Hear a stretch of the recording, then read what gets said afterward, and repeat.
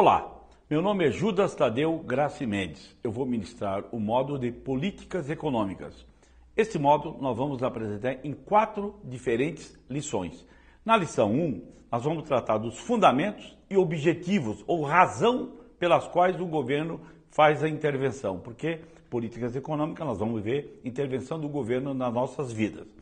Na lição 2, 3 e 4, nós já vamos estar falando dos instrumentos de políticas econômicas, da fiscal, da monetária e da cambial. Mais do que explicar cada uma dessas políticas, nessas 3 lições seguintes, da 2 a 4, é nós analisarmos aqui detalhadamente as consequências, os efeitos ou os impactos de cada uma dessas políticas sobre o resto da economia.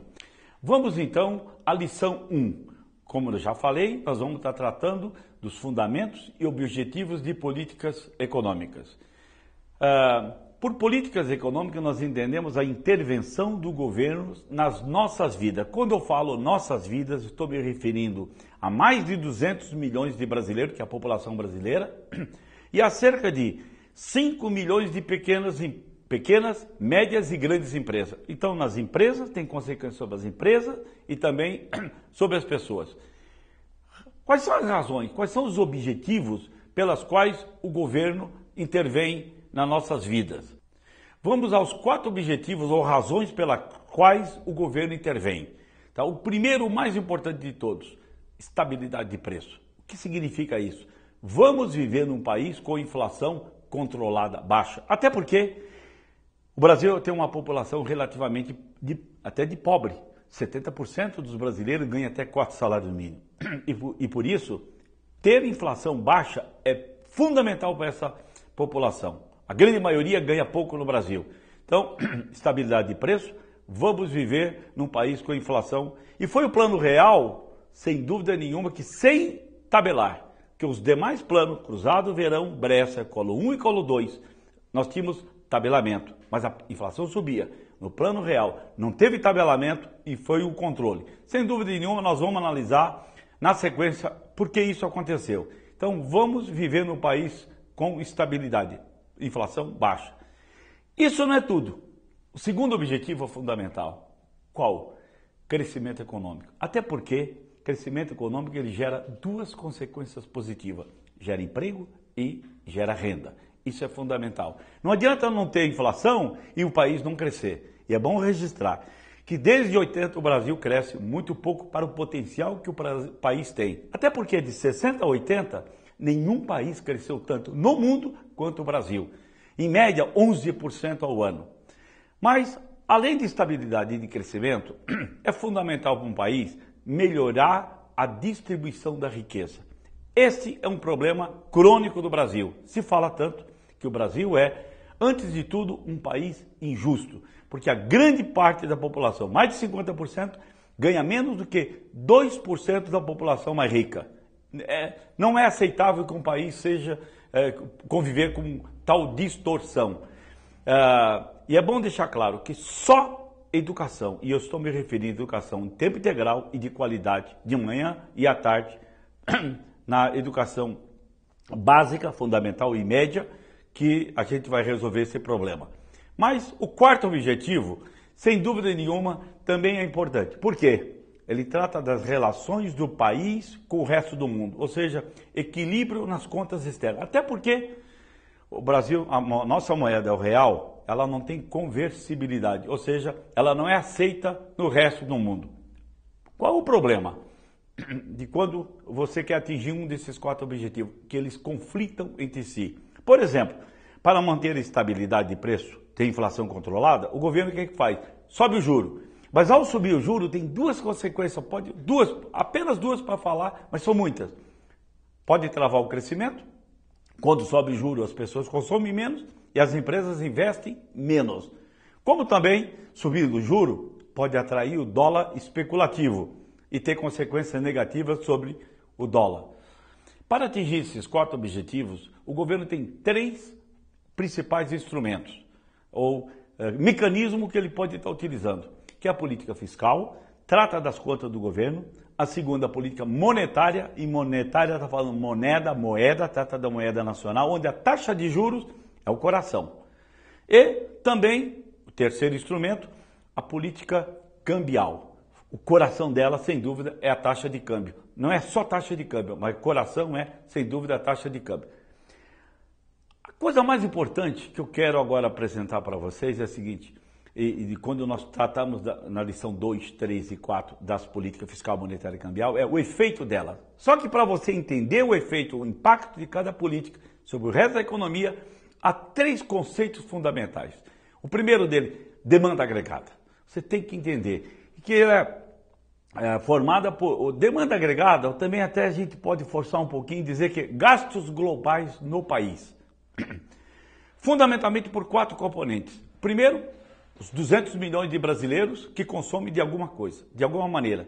E quando consome aí, nós não estamos nos referindo apenas a alimentos. Roupa, sapato, televisão, carro, tudo que você comprar está no C, que é o consumo dos cerca de 200 milhões de brasileiros. Além deles, tem as empresas que investem, fazem investimento. Quando o empresário faz investimento numa máquina, ele está demandando, está comprando, está na demanda agregada, sem dúvida nenhuma. E os gastos do governo também fazem parte da demanda agregada. Além desses 3, que é a demanda agregada interna, há também as exportações brasileiras. Quando nós exportamos, sem dúvida nenhuma, da Alemanha comprou algum produto brasileiro. Eles estão demandando um produto brasileiro aqui. Isso é importante. Aliás, alguns países cresceram. Japão, Alemanha, os tigres asiáticos. E mais recentemente, a China cresceram via exportações. Algo que o Brasil, infelizmente, ainda não aprendeu bem.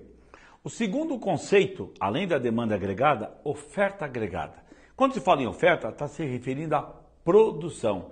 Falou em produção, primeira coisa que vem, PIB, Produto Interno Bruto, que nada mais é a riqueza gerada no país. Tudo que foi produzido aqui dentro, que ele gera emprego, gera renda e gera impostos. Mas além do PIB, dentro da oferta agregada, há as importações. Quando o Brasil importa algum produto, mercadorias de fora, ele entra aqui no país e passa a ser ofertado. Importou um carro e vai vender aqui dentro, é oferta. Qual a diferença? No PIB, gera-se emprego e renda aqui dentro. Na importação, emprego e renda lá fora. Essa é a grande diferença, sem dúvida nenhuma. Para que a economia esteja em equilíbrio, a demanda agregada tem que estar igual à oferta agregada. Porque se a demanda for maior, há uma pressão sobre os preços. Inflação, e é tudo que não se quer. Se a oferta for maior do que a demanda, porque os preços caem, também não é bom, tá? Então, para estar em equilíbrio, a demanda igual à oferta. E aí você vai concluir que o PIB, ligando as duas, que o PIB nada mais é que o consumo dos brasileiros, dos 200 milhões, o que as empresas investem, o que o governo gasta, e aí correntes e investimentos, as exportações soma, ou seja, a demanda agregada, menos as importações. Portanto, quando o país importa muito, ele está deduzindo do PIB, da riqueza nacional, sem dúvida nenhuma. Um terceiro conceito, além da demanda agregada, da oferta agregada, renda nacional. A renda, a origem dela, ela é gerada na produção. Usa os fatores de produção para produzir bens e serviços, para atender necessidades humanas. É aí que é gerada a renda. E por renda, não é só salário, também lucro das empresas, dividendos, aluguéis, arrendamento, tudo faz parte da renda. Mas o que eu quero me referir, para a gente entender o efeito das políticas, é destino da renda.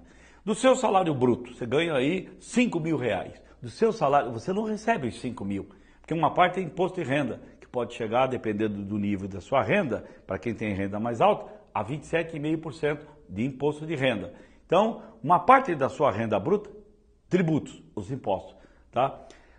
Você tirando isso, você passa a ter o que se chama a renda líquida, que é Y menos T, a renda líquida, ou renda disponível.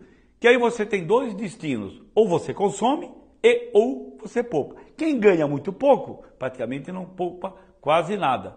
Mas esses são os 2 destinos da renda, tá? Consumo e poupança, sem dúvida nenhuma. Vamos fazer algumas observações sobre o desenvolvimento econômico brasileiro nos últimos anos. Como já mencionei, de 61 a 80, das décadas 60 e 80 e 70, né? O Brasil foi um dos países que mais cresceu no mundo. Duas coisas aconteciam.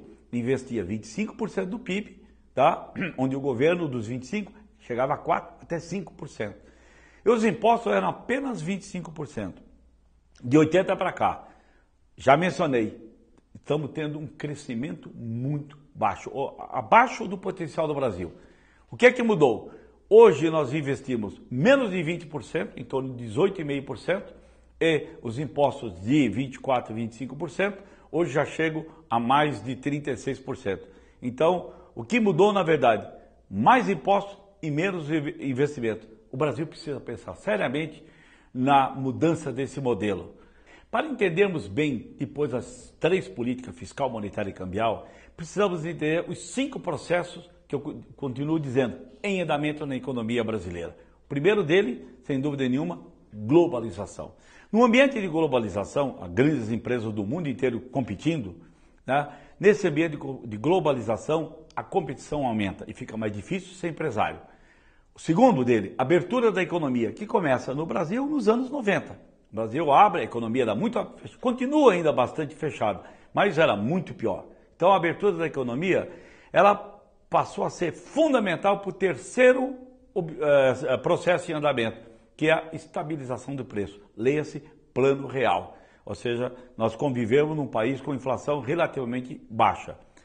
Privatização também é dos anos 90, né? Quando nós começamos a fazer privatização, o Brasil tinha mais de 400 empresas públicas, né, estatais, onde a telecomunicações, por exemplo, é um caso clássico, sem dúvida nenhuma, que melhorou, sem dúvida nenhuma, para o Brasil.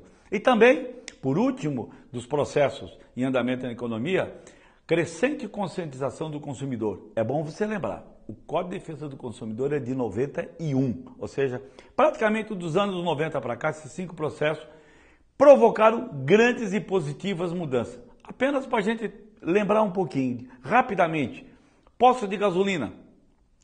Nós descobrimos em 1990 que era proibido os postos de gasolina baixar preço. Aliás, foi em Curitiba que um dono de um posto de gasolina decidiu baixar o preço. E foi condecorado, inclusive, pelo governo à época. Automóveis, nós temos 2 coisas negativas. Primeiro, no mundo inteiro, o automóvel é bem de consumo durável. No Brasil chegou a ser bem de investimento. Você sacava da poupança, que rendia 20% ao mês, comprou o automóvel, colocou na garagem porque ia render mais. E aí nós conseguimos mais uma proeza negativa. O usado chegou a valer mais do que o novo. É impossível um estrangeiro entender isso. Telefones, você lembra, era bem de investimento, nós declarávamos no imposto de renda. Eu estou dando exemplos de mudança por causa daqueles 5 processos a que me referi agora há pouco. Até na informática.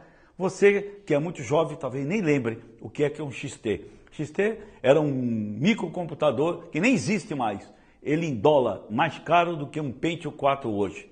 Tá? Em resumo dessa lição 1, que ela era uma pré-condição para nós entendermos as outras, a 2, 3 e 4, a política fiscal, a monetária e a cambial.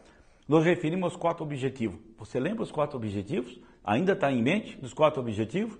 Vamos ter estabilidade, vamos fazer crescimento, vamos ter melhoria da distribuição da riqueza e equilíbrio nas contas externas do Brasil com o resto do mundo. Para isso, o governo tem 3 instrumentos: a política fiscal, a monetária e a cambial, que é objeto das nossas próximas lições. E nas últimas décadas, o Brasil realmente cresceu muito pouco. O que é que aconteceu? Aumentamos os tributos e os impostos e os investimentos caíram. E, felizmente, nos últimos anos, nos últimos 20 anos, o Brasil tem experimentado 5 processos. Esses 5 processos têm, sem dúvida nenhuma, provocado mudanças positivas no país. Pense nisso.